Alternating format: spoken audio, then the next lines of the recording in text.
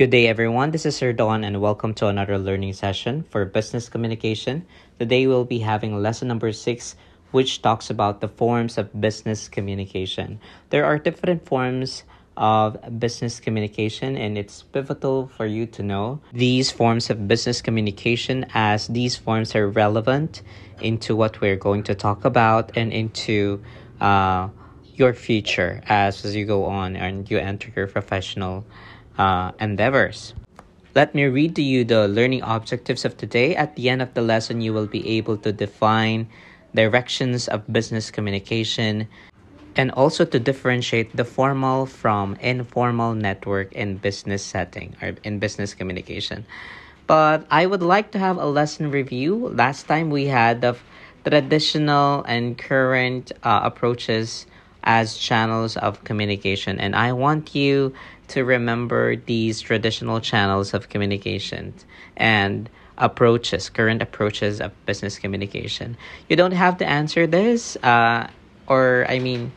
have to answer this, but this is just a review, so this will not be recorded.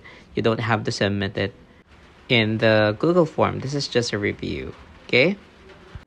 Of course, we have memos, formal meetings, suggestion boxes, plenary or large-scale official briefings, team or department briefings, newsletters, charts, and posters for traditional channels of communication.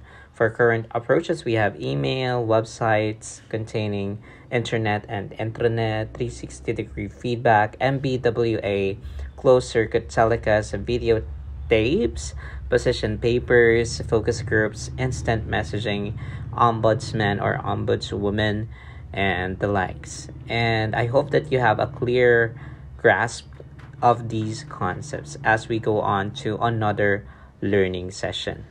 Now, proceeding to the lecture, communication is divided into external and internal communication, whereas external communications are those communications which are occurring outside the organization. From the word in itself, external, okay? Ito yung mga communication na nangyayari outside, the organization. With other companies, for example, with government, yung transaction, for example, ng company sa government mandates or sa general publics, or in partnership with other companies and organization and partnerships, these are called external communication because these communications are occurring outside the organization. There is another form which is internal communication. Internal communications are those which are inside the organization. So, ibig sabihin, ito yung mga communication na nangyayari naman sa loob ng kumpanya or sa loob ng isang organisasyon. Internal communications are further divided into two parts, Sa internal communication, yung komunikasyon na nangyayari doon sa or inside the company, meron pa yang two parts. We have the formal or official and informal. So, ano ba itong mga ito? Well, a formal communication network means that the transmission of information is within or through official channels within the organization. So, ibig sabihin, dumaan sa official channels and right channels within the organization yung pakikipag-communicate when it is formal. So, there is a proper channeling of communication within an organization. And meron tayong 4 na types ng formal communication. Okay? Downward communication. The information may be transmitted from superiors to subordinate. So, kung may announcement si head or sa superior, in-announce niya. So, from taas, from the superiors, in-announce or in-spread or kinascade doon sa mga subordinates ng superior, then pababa ang communication. That is what you call downward communication. Pag upward communication naman, baliktad, The flow of information is from the lower level employees to upper level employees. So, nagmula sa mga empleyado, papaakyat sa mga heads, sa mga bosses, The upward communication, this is the flow of information from lower level employees to upper level employees. Halimbawa, kung may concern or may suggestions yung ating mga employees, and then ni-raise nila ito to upper level employees or sa mga heads or sa mga nakakataas, then that is what you call upper or upward communication. Kasi mula baba naman, papunta ng taas. Mula sa employees, lower level, to the upper level or the heads or the leaders of the organization or a company. Meron din tayong tinatawag na horizontal communication. This is the flow of information among peers within the same unit or same work. So yung horizontal, no?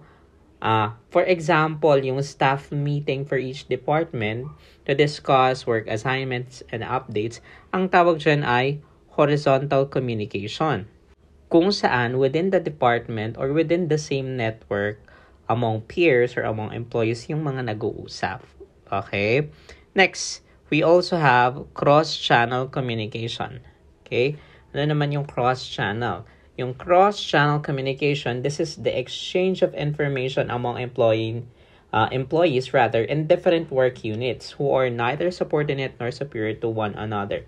So, halimbawa, ang cross-channel communication would be, for example, in a university setting, okay, there is an exchange of information among different departments. Halimbawa, si College of Arts and Sciences, and then College of Engineering, and College of Education and Liberal Arts, and College of Management and Accountancy together with the other departments ay nakipag-communicate sa isa't isa. So that is an example of cross-channel communication because the exchange of information is among employee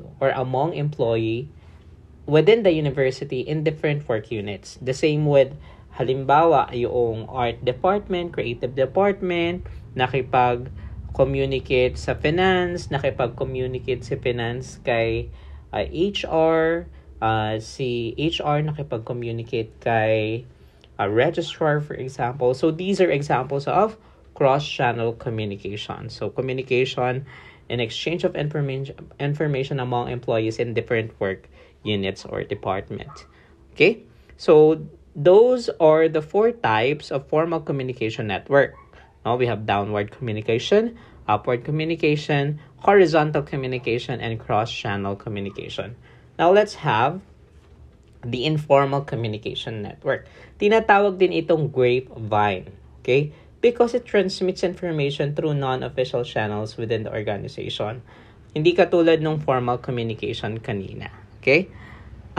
It transmits information through non-official channels within the organization. So, halimbawa niyan, yung simple coffee break lang na nag-uusap kayo about work is an example of non-official channel or kapag yung mga tao sa organisasyon or mga empleyado ay nagkaroon ng chance na makipag-usap sa isa't isa informally, that is informal communication network.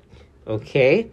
So, do you have any questions? If you have any question, feel free to raise it. I'll be very happy to assist in my best of becoming, and just contact me via our GC or this website or our Messenger group chat. Now, I have here an activity, skill building activity 1. It will be via Google form. So, I want you to analyze the given organizational chart below. Okay? From the president, Mr. Yoso, to his subordinates. Okay? And this will be via G form. So click the check of praise and you will be directed to the activity. Again, this will be via G form. So answer within a given time frame. Okay, that is module number 6. And this has been Sir Don. Today we have discussed the forms of business communication. If you have any other questions, feel free to visit the site or connect to me via our Messenger group chat. That's it for today. Thank you so much.